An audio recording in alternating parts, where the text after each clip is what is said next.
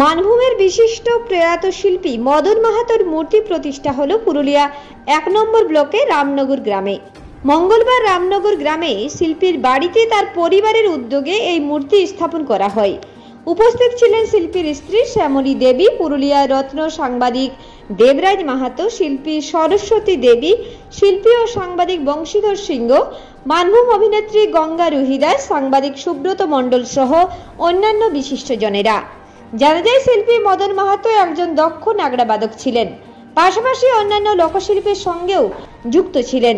মূর্তি উদ্বোধনের অনুষ্ঠানে উপস্থিত শিল্পীরা জানান, শিল্পী মদন মাহাতোর মূর্তি স্থাপনের মাধ্যমে আগামী প্রজন্ম তার সম্পর্কে অবগত থাকবে।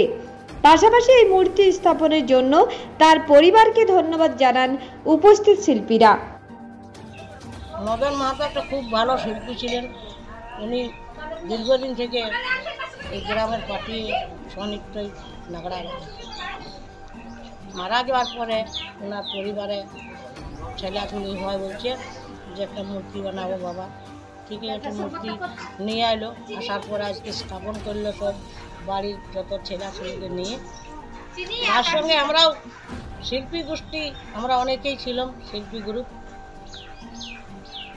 এই ওনার মূর্তি উদ্বোধন হয়, এবার আমরা সে বাড়ি আজকে আমরা বিশেষ দিনে রামনগর গ্রামে এসেছি। এক সময়ের মানভূম শিল্পী জগতের একজন প্রখ্যাত মানুষ ছিলেন মদন মাহাতো, যার শিল্পকলায় সারা মানভূম তথা ঝাড়খণ্ড, উড়িষ্যা বিভিন্ন জায়গার মানুষের মনোরঞ্জনে তিনি যুগিয়ে এসেছেন। আজ তার মূর্তি প্রতিষ্ঠা হলো তার নিজের বাড়িতে, পরিবারের উদ্যোগে।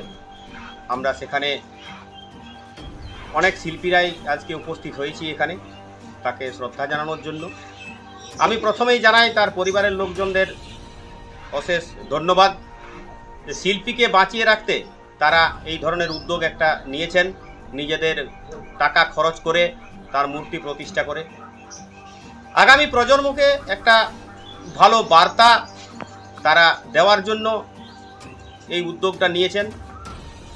মানভূমে আনাচে কানাচে এই ধরনের শিল্পী প্রচুর রয়েছে, যারা রাতের পর রাত মানুষের মনোরঞ্জন করে আসছে, অথচ মৃত্যুর পরে তাদের কেউ খেয়াল রাখেনি।